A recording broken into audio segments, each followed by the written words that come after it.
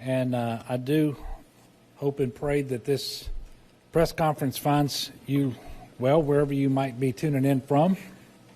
But I can also tell you that we are just getting started. So please listen carefully. Conditions are changing very rapidly, and obviously we have a very dangerous situation on our hands with Hurricane Ida, and we can expect devastating impacts to continue for most of the next 24 hours or so as the hurricane passes through the state. As most of you are probably aware by now, a couple of hours ago, Hurricane Ida made landfall officially at Port Fourchon as a Category 4 hurricane with sustained winds of 150 miles per hour. As predicted by the National Weather Service, this is one of the strongest storms to make landfall here in modern times. And as had been projected, Ida rapidly intensified at an unprecedented rate right up until landfall. And the fact of the matter is, an extremely strong Category 4 storm or a Category 5 storm doesn't really make much difference. I think there's, 5 or 6, 7 miles per hour difference between the winds that were measured on Hurricane Ida and a Category 5 storm. By now, if you're in Ida's path and you've not already begun to feel severe weather, we can just about absolutely assure you that you soon will. If you're sheltering in place, please make sure that you're in the most secure place possible in your home, some interior space, and then please make it your business to stay there until the danger passes. And because of the possibility that severe winds will damage your home, it is a good idea to have a mattress nearby that you can use to put over yourself and other family members to protect you from any falling debris. We urge you not to be tempted to go outside, to take a look and start sightseeing, and for goodness sake, don't drive around right now. It just isn't worth it. The same really goes by for the immediate aftermath of the storm after it's passed by, because there will be down power lines, there's going to be standing water, there's going to be debris, other dangers, and quite frankly, we can't tell you yet how soon it will be before first responders are going to be able to respond to calls for assistance. So please don't go out. And the extent to which individuals decide to get out and about will inhibit the flow of first responders and search and rescue assets, high water vehicles, and so forth. So please be patient. Once the storm has passed, you need to be prepared to shelter in place for the first 72 hours. We have every possible resource ready to go to help you. We'll get there sooner than 72 hours, if at all possible, in order to rescue people across the state of Louisiana. But this is the window of time that it may take in order to get first responders to you, depending upon conditions. You should know that the entirety of the Louisiana National Guard has been activated, and currently more than 4,900 guardsmen are out in support of current operations. Just on the search and rescue assets of the National Guard, they're staged across 14 parishes. They have 195 high water vehicles, 73 boats, and 34 helicopters ready to support and assist the citizens of Louisiana. There remain 169 wildlife and fishery agents with trucks and boats in the same number in order to do search and rescue. And the most robust search and rescue effort that we have consists of more than 900 individuals making up 21 teams that are represented by 16 different states. And the numbers that I just gave you include the Louisiana State Fire Marshal's Office and their boats. The Department of Transportation has assembled 164 coaches and 20 paratransit vehicles. 185 coaches will be available by tomorrow morning.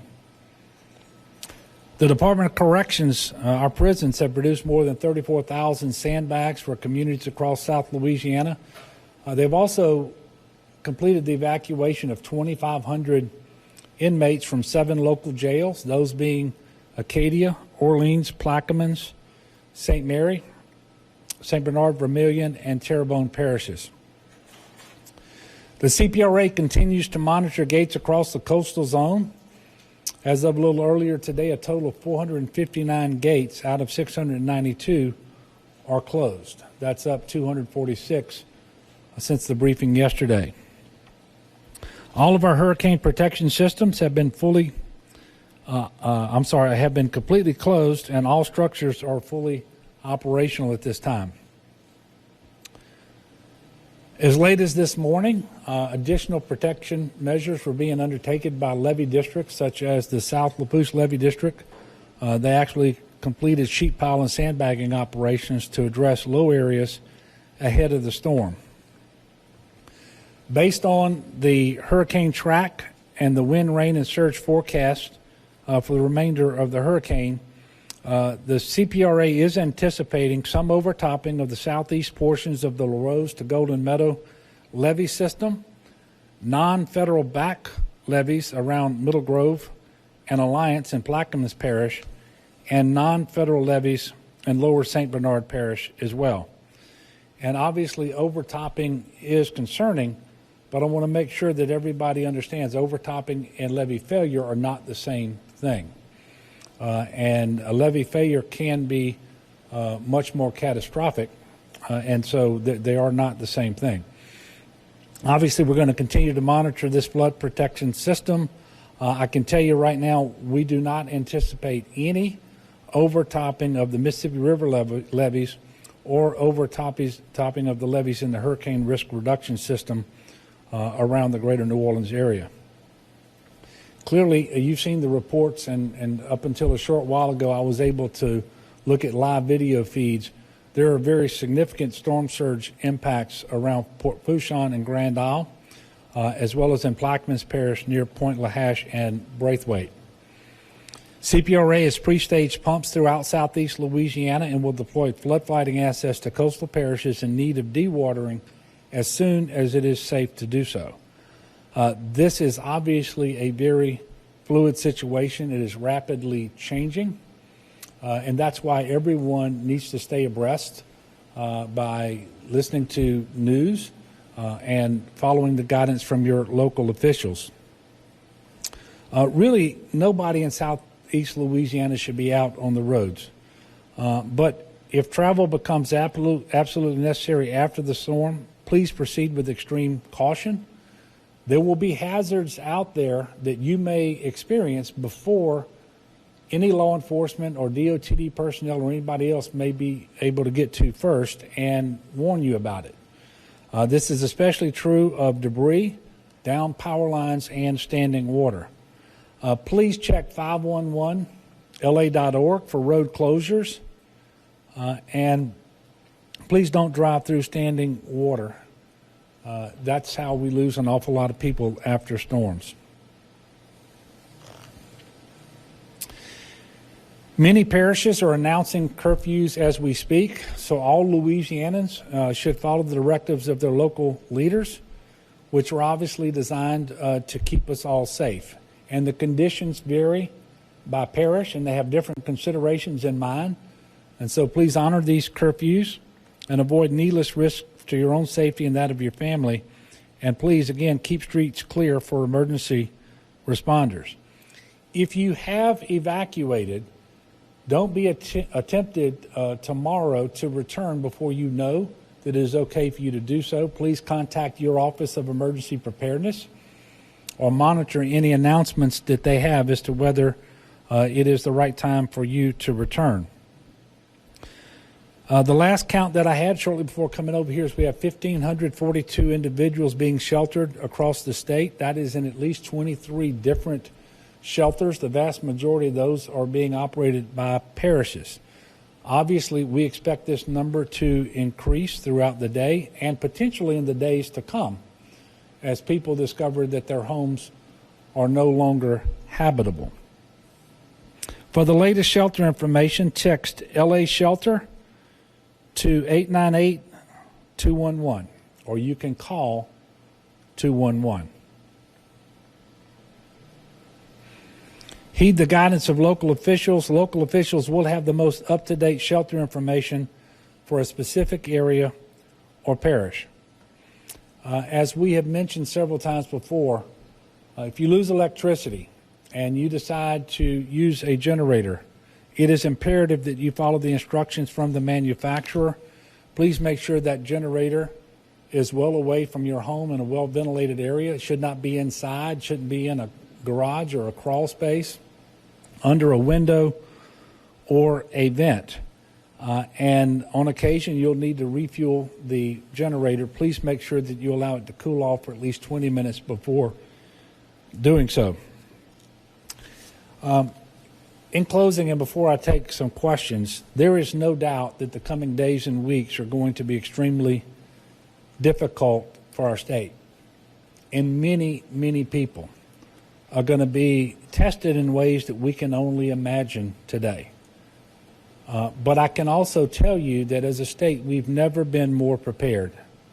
Again, all the models that we've seen from the Army Corps of Engineers and from our own CPRA show that the Hurricane Storm Damage Risk Reduction System will hold and perform as intended. Will it be tested? Yes. But it was built for this moment. I have a tremendous amount of confidence in the team that we've assembled at the state level, all the local officials and first responders and our federal partners. And by the way, I want to thank FEMA Regional Administrator Tony Robinson from coming out of Texas to embed with us here. And I can tell you that a short while ago I had a call with Administrator Criswell of FEMA in Washington, and she is very closely watching what's happening here, coordinating with us, and already has various things en route so that we can employ them just as soon as possible, things like generators and so forth. And so I have a tremendous amount of confidence in our team, all the state and local officials and our federal partners. But I want you to know I also have confidence in the people of Louisiana. They always continue to inspire me with their goodness and their decency and their generosity.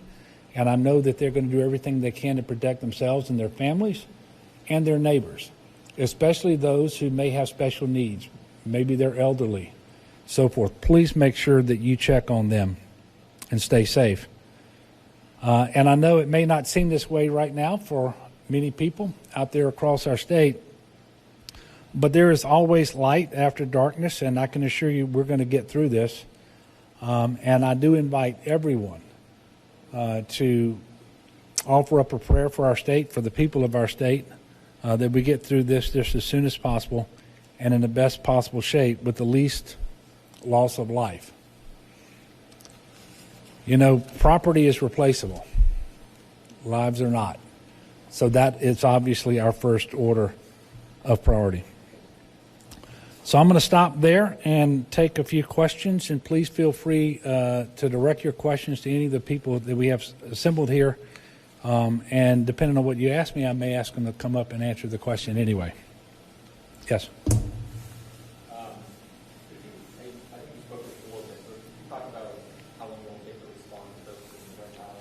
Yeah. It's weather dependent, and quite frankly, before the weather gets good enough for us to respond, it's going to also be dark. So what I can tell you is our expectation is that we will be ready at first light tomorrow morning to go out to those areas that we know already have received the most damaging impacts from the storm, principally wind and storm surge. You mentioned Grand Isle. I can tell you that the video that I've seen and the reports that I've received are just tremendous amounts of storm surge there and wind damage. The good news is, I hesitate to give you a figure, but something like 98% of Grand Isle evacuated. And the people who were there, I believe, stayed back in structures that are specifically designed and built to withstand these types of forces. But I have no doubt we're going to see extreme devastation, Grand Isle and elsewhere, but we will likely be sometime after first light tomorrow morning before we can get up in the air and get vehicles down there. And of course, you know, you got to travel LA1. I don't know if you saw the video, but LA1 was not in good shape in the Leeville area earlier. So we will be working that just as quickly as we possibly can, and in all likelihood traveling to Grand Isle and elsewhere in that vicinity via helicopter. Do you have any information as to the status of hospitals? Yeah. Whether any have been evacuated? Yeah. Okay, so I can tell you no Tier 1 hospitals have been evacuated. Now, Tier 1 hospital is what we commonly think of as a hospital. By definition, we have some rehab hospitals, we have some behavioral health hospitals, and these are typically much smaller, and the patient's needs are not quite as acute. And we have evacuated 4 such hospitals. And since I'm on it, I'll tell you we've evacuated 22 nursing homes, 18 assisted living facilities, and 61 intermediate care facilities as well. No hospitals have been evacuated, Tier 1 hospitals, because quite simply put, there's nowhere to bring those individuals. They're in a hospital because they need that setting, and we don't have the capacity elsewhere. I mentioned yesterday that over the previous 11 days or so, we've been able to achieve a 20% reduction in our COVID inpatient census across the state of Louisiana. The good news is almost all of that happened in southeast Louisiana. But there's still 2,450 COVID patients in our hospitals across the state, in addition to all the other patients that remain in our hospitals. And that is a much higher number than we ever experienced in the first 3 surges. And so it's still a very daunting situation. And quite frankly, we're concerned, as we have been for a long time, about staffing. But, you know, these storms have an impact on staffing, too, in terms of do they have to evacuate with their family for some reason? Does their home remain habitable so that they can live at home and go to work? And so we've got an awful lot of work to do, but we will have no higher priority than to make sure that our hospitals can remain in operation and functional. And that's going to be a challenge because we expect widespread power outage for some time. But we know that they have generators. We know that they have stocked up on fuel and water and food and on pharmaceuticals, things like oxygen and so forth. But quite frankly, we know that the longer the power stays out, the more challenging this is going to be. And the more devastation in an area, the harder it's going to be for them to have the staffing that they need. And, you know, one of the challenges that we're having is we actually had additional staff coming in from out of state yesterday pursuant to contracts that we have executed. And the staff wasn't able to get in and because they didn't have any place to stay. There wasn't a hotel room open anywhere. And so that was a real challenge. And so I guess I say those things just to point out that their challenges are going to manifest themselves in ways that we can't even imagine now. But we have a great team here and across the state locally, and we're going to do everything that we can to prepare for every contingency that we can come up with right now. But this is going to be a very, very challenging situation. Hi, everyone. George Stephanopoulos here. Thanks for checking out the ABC News YouTube channel. If you'd like to get more videos, show highlights, and watch live event coverage, click on the right over here to subscribe to our channel. And don't forget to download the ABC News app for breaking news alerts. Thanks for watching.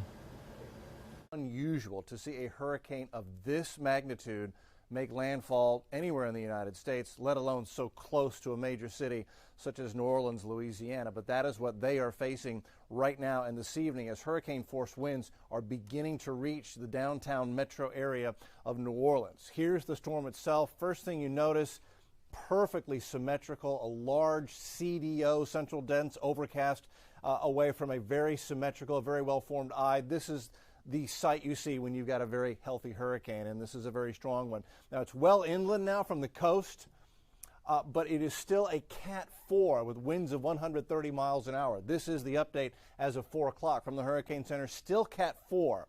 Now, normally you get a storm that far inland from the coast, and it's already weakened at least a category or 2.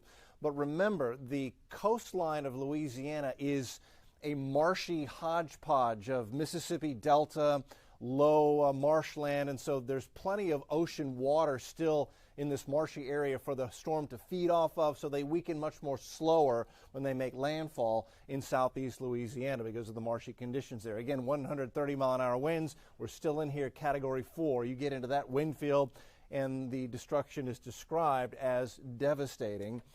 We're taking a look at how this is beginning to impact New Orleans. So the storm itself from downtown is about 40 miles, maybe 35 miles from downtown New Orleans.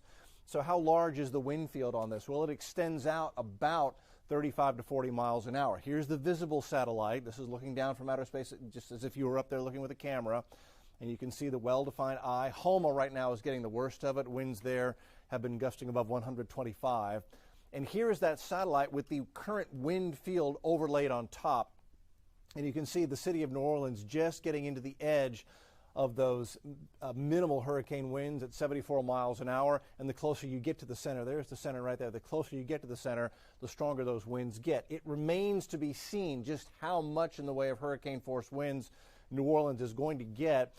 But on its current track, which takes it right up in here, you know, we'll have a center about 25, 30 miles east of New Orleans in about 2 or 3 hours. So as we head towards 7 o'clock this evening, I think that's when New Orleans may see the worst of the weather. And so far, they've got a lot of tree limbs down. A lot of awnings have been blown over.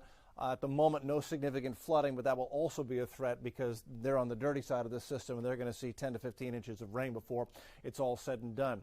So wind speeds, there are a couple of ways we can measure them, and we've been doing them both here. I say we. So Addison Green is sitting right next to me here. Coming up on Quest at 5:30, he and I are going to diagnose this storm. We'll be live on Channel 55. I think we've got football on Channel 11. So if you want a complete update, Channel 55 Quest at 5:30, and we will have a complete update, pictures, video, everything that's going on in Louisiana and in New Orleans. So these are winds measured by Doppler radar. So the radar beam shoots out from the center here, and we can measure the winds, the speed at which the raindrops are moving toward or away from the radar site. Now this beam is above ground level. So quite often the wind speeds you see here are a little stronger than what you're actually getting at the surface, but it's a great way for us to reach out and see what's going on. So New Orleans, we had a reading of 78 miles an hour. They've had gusts to 78 in New Orleans. Hammond, 67-mile-an-hour gusts. That's getting not too far from Baton Rouge. Closer to the center of the Cat 4, there's the center. You know, we had some readings here, 119, 74 miles an hour near Leeville. So you get the idea. This is the type of winds, even still, out a little bit away from the center of the storm moves inland. And I am concerned once the storm gets in this position that New Orleans may see some stronger gusts than 70 or 80 miles an hour. They may have a 100-mile-an-hour gust before it's all said and done tonight in New Orleans. So these are the wind gusts measured during the past half hour by actual physical anemometers. New Orleans, a gust of 64. That's one of the strongest wind readings out there. When you get storms like this coming in when they're so strong, quite often they damage those physical anemometers very quickly. See, we're not getting any more readings out of Homa or Grand Isle. Those anemometers, those wind speed indicators have been broken apart by the strong winds. It's been my experience once you get gusts to 90, quite often they break. So you need other ways of measuring the wind. That's why we're still using that Doppler radar way of looking at the wind field. We continue to update that. Okay, track will determine the surge. The east side of the center, the right-hand side of the center has the strongest surge, and that will put New Orleans and Lake Pontchartrain in the worst of the potential surge. So the surge forecast is important. You're going to have winds, and we have winds right now coming across Lake Pontchartrain east to west. That is going to want to pile the water up on the west side of Lake Pontchartrain. Widespread areas here, 4 to 7, 7 to 11, rise in sea level or lake level as the wind pushes it off to the west. Now what happened with Katrina, and Katrina was on a path like this, we had the same thing. First off, we started with winds coming out of the east, and then as the center moved up here, the winds shifted direction, and that water sloshed back to the east and put a whole lot of pressure on the levee system near New Orleans, and some of them broke. And that was 16 years ago. They've done a tremendous amount of building up of the levee system since then. They're very strong, and they're not expected to break, even with this powerful storm making a track just to the west. But that is something we'll watch carefully for. Notice how the surge down here southeast of New Orleans, 12 foot plus. That's just a rise in sea level. You've got waves on top of that, and so that's just something that's not survivable, and why they issue the evacuation orders down there. Now you notice New Orleans is in this white area. What does that mean? So this is the part of the city that is below sea level, and this is the part that they have levied off. So all of the edge of the white, those are levees. Most of them earthen levees. As they've piled up the earth, they made a big dam, much like we have here in Houston, the Addison Barker Reservoir. Those are earthen levees holding back the water up there. And that's the only reason that New Orleans exists, or is not underwater 24/7, or is the levee system here. So you can see how very important it is, and why we pay such close attention to what the levees may or may not be doing in New Orleans. Right now they're all holding. That's why they're expecting no surge. They're expecting no surge in New Orleans as long as those levees hold. I've had no reports of any problems with those. We'll continue to monitor that as the storm moves through. I'm actually getting a little concerned about how this is going to play out in Baton Rouge. So the I-10 corridor here is going to see a Cat 1 hurricane tonight. This is going into midnight, 1 a.m. Baton Rouge, you're going to get a Category 1 hurricane either right on top of you or just to your east. Sustained winds 74 to 95 miles an hour, trees down, power outages, significant damage to roofs, shingles. It's going to be, and this will be when it's dark, very dangerous night between Baton Rouge and New Orleans on I-10. I think at least Category 1 hurricane for Baton Rouge as we head toward 10, 11 midnight tonight. I'm concerned because the models from the Hurricane Center, they want to weaken it so quickly, but it's not weakening right now, so I'm concerned you may end up with a Cat 2 hurricane over the Baton Rouge area as we head into 8, 9, 10 o'clock tonight. Something else that we're paying very close attention to. And then the track moves it north. Still a Cat 1 hurricane, Jackson, Mississippi. Good afternoon. You're expecting a Cat 1 Hurricane Ida to be just to the west or right in the vicinity of Jackson, Mississippi as we head into Monday morning, late Monday morning. So this is going to have widespread and long-reaching impacts well inland, even as we head into tomorrow, late morning and into the afternoon for Mississippi. And then a flood threat going into portions of Tennessee and Kentucky and the Appalachians and Virginias as well later in the week. There's so many different moving parts to a big hurricane like this making landfall. So for Louisiana, over the next several hours, hurricane conditions are reaching New Orleans now. They've got hurricane force gusts. Baton Rouge, you're expecting hurricane conditions to develop later tonight. I expect between 9 o'clock and midnight for Baton Rouge. Storm surge on the coast, 7 to 11 feet. That's ongoing right now, probably 15 feet in some spots. You'll have likely dozens of tornadoes as this moves inland through Louisiana and into Mississippi, especially as the storm begins to wind down. It can create dozens of tornadoes. So Mississippi, heads up, big tornado threat tonight into Monday morning and the midday on Monday. I've got rain at 6 to 12. That's an optimistic forecast. It could be heavier in spots, especially east of the center. That's New Orleans, Slidell, and that's also most of the state of Mississippi going into tonight and tomorrow. So long-reaching impacts. Now, I am here at KHLU 11 in Houston. We are looking at Houston and Galveston's local impact. Of course, Galveston and Houston, we've been watching this like a hawk. New Orleans is just down the road from us, and it's not lost on us that we're just kind of getting lucky that it's New Orleans' turn to get a big hurricane, and Houston, we're able to watch this one. So what's happening in Galveston? It's actually interesting. This is what we expected. We've got a north breeze. So what that's doing is it's settling down the seas across Galveston. We're not getting that washing machine effect. The ocean is actually quite beautiful. But if you look carefully, you can see, look at the swells just lining up like clockwork. Those are swells. That's wave energy coming from Hurricane Ida, who's about 500 miles off to our east. But when you put a hurricane in a body of water, it's like dropping a pebble in a pond, and it sends these ripples out, and these are the ripples coming in. So it's actually an extraordinarily beautiful and interesting beach day in Galveston, and we counted. So in between each swell, there's 17 seconds. So there's let's call it a period of 17 seconds between each wave coming into the coast of Galveston right now. I see a lot of people down on the beach. It's a rip current threat. Sometimes you get these big waves coming in, and as the water pushes out, it can create a rip current. So for Houston, Galveston, we're having a nice quiet beach day. It's gorgeous down there. It's not so gorgeous in Louisiana. New Orleans facing a hurricane right now.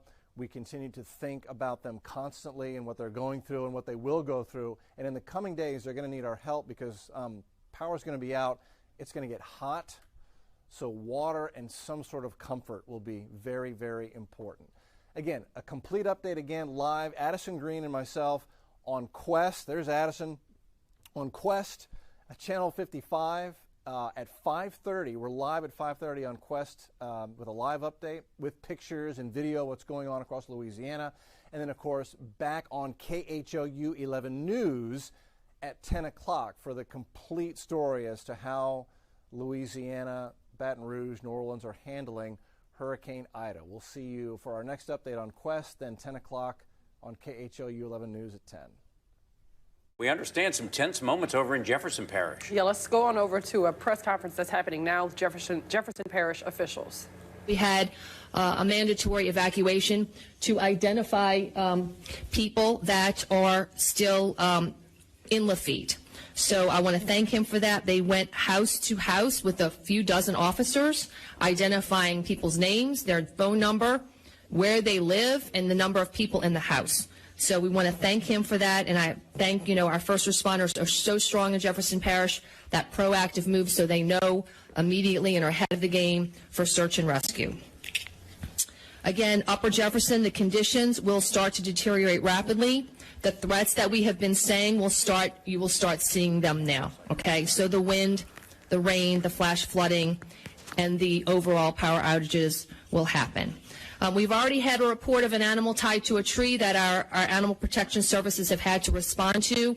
Animals need to be inside. We cannot pick up animals now. We are not going out, but all animals, if their lives are going to be spared, they need to be brought inside, and this animal is tied to a tree. So thank goodness we were able to rescue that animal before conditions worsened. If you're going to stay at home, please stay inside. Find the safest place in your home, an interior room, away from windows, away from skylight, away from glass doors, away from anything, projectiles flying outside that could break into your home that way. Understand how the trees are around your home. We expect a lot of fallen trees. A tree could fall on your house. You don't want to be in that location on your house. So you have to be strategic in where you're going to ride out this storm. We are prepared for post-storm recovery. Our teams are ready, our law enforcement officers, our firefighters, and we're so fortunate to have the Louisiana National Guard here to help our first responders out. I will tell you, this is a difficult time right now for these officers. They are used to responding. They are used to doing what they do best, and right now they're stuck just waiting. So I think what you're seeing all of us feel is a rush of adrenaline to try to do something, but we're stuck where we are right now. We have to wait this storm out, but the teams are ready and they're strategizing about how they are going to clear roads, get the roads accessible, and begin their assessment and their rescue. I want to just state something that we want to keep only life-threatening, very serious, very critical issues to our 911. So if it's life-threatening, it's down power lines, it's something very dangerous in our community, or if you are suffering from something that needs immediate attention, they're not going to be able to respond all the time during the storm, but it is appropriate to call 911. If it's a less critical issue, let's try to be smart about not overwhelming the 911 line. So if it's something having to do with a tree down, but it's not impacting the roadway, or as I said, animals, or just oxygen distribution or some resources that you need, please call our Emergency Operations Center at 504-349-5360. Again, 911 for crisis situations, life-threatening situations, the less serious conditions, and we want to know everything. We're going to have teams out there assessing all the roads. So, if there's a tree down on a major road, don't bother to call. Our teams are going to get there. They're going to go look at those major highways. They know, they have a plan, so you don't have to call on that. But any less serious condition, let's keep it out of the 911 calls and call 504-349-5360. A reminder, we have no transit, no paratransit tomorrow. A reminder also that our offices are closed on Monday and the schools are closed on Monday. Okay, so with that, I'm going to invite up our Director of Emergency Management Services, Mr. Joe Valiente. And let me go back. I forgot to do this with my notes. Okay, so right now we have 54,000 power outages. Of course, all of the electricity is out on Grand Isle. All of the electricity is out in Lafitte. And now, I mean, this is growing, but on the West Bank, Estelle, Manhattan and Harvey, Woodmere, Terrytown, major outages. On the East Bank, Harahan, Elmwood, Jefferson, Metairie Terrace, Kenner, Airline, and around Lafreniere Park. I want to notice that acknowledge Councilman Template, who just returned, and I don't know if I mentioned Senator Pat Connick is also here with us at the EOC. So you will hear from some members of our council in a little bit, but next up is our Director of Emergency Management, Mr. Joe Valiente. Hi everyone, George Stephanopoulos here. Thanks for checking out the ABC News YouTube channel. If you'd like to get more videos, show highlights, and watch live event coverage, click on the right over here to subscribe to our channel, and don't forget to download the ABC News app for breaking news alerts. Thanks for watching.